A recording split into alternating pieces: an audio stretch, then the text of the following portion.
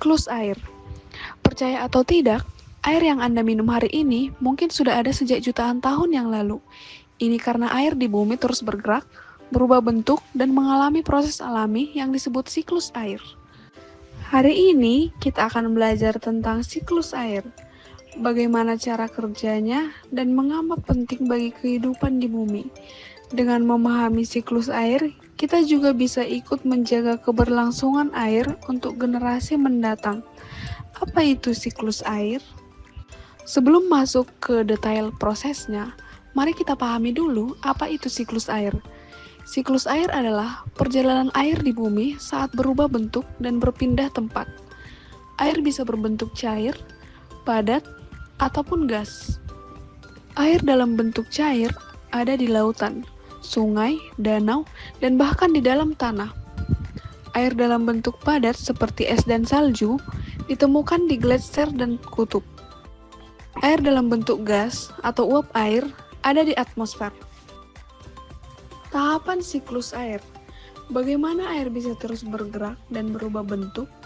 Semua ini terjadi melalui 5 tahapan utama, yaitu ada penguapan, transpirasi, kondensasi, presipitasi, dan infiltrasi. Mari kita bahas satu persatu. Yang pertama, penguapan. Penguapan terjadi saat matahari memanaskan air di laut, sungai, danau, atau sumber air lainnya. Ketika cukup panas, air berubah menjadi gas dan naik ke udara. Anda bisa melihat contoh penguapan di rumah. Jika Anda meninggalkan segelas air terbuka dalam waktu lama, airnya perlahan akan menghilang karena menguap. Yang kedua ada transpirasi. Tahap ini mirip dengan penguapan, tetapi terjadi pada tumbuhan. Tumbuhan melepaskan air dalam bentuk uap melalui daunnya. Jadi selain menghasilkan oksigen, tumbuhan juga membantu menambah uap air ke atmosfer. Yang ketiga, kondensasi.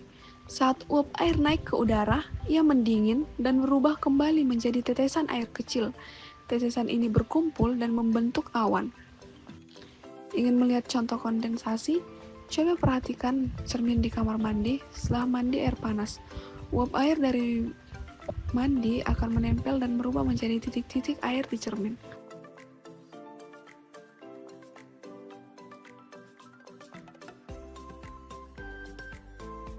Air yang jatuh ini akan mengalir kembali ke sungai, danau, atau tanah, lalu seluruh siklus air dimulai lagi dari awal. Yang kelima ada infiltrasi. Setelah hujan turun sebagai air meresap ke dalam tanah. Proses ini disebut infiltrasi. Air yang meresap ke dalam tanah akan tersimpan sebagai air tanah yang bisa digunakan oleh tanaman, sumur, dan sumber air bawah tanah lainnya. Air ini akan tetap berada di dalam tanah hingga akhirnya mengalir kembali ke sungai atau laut. Dan siklus air akan terus berulang. Mengapa siklus air sangat penting? Siklus air sangat penting karena membantu menjaga keseimbangan suhu bumi. Tanpa siklus air, bumi bisa menjadi terlalu panas atau terlalu dingin yang berdampak besar bagi manusia, hewan, dan tumbuhan.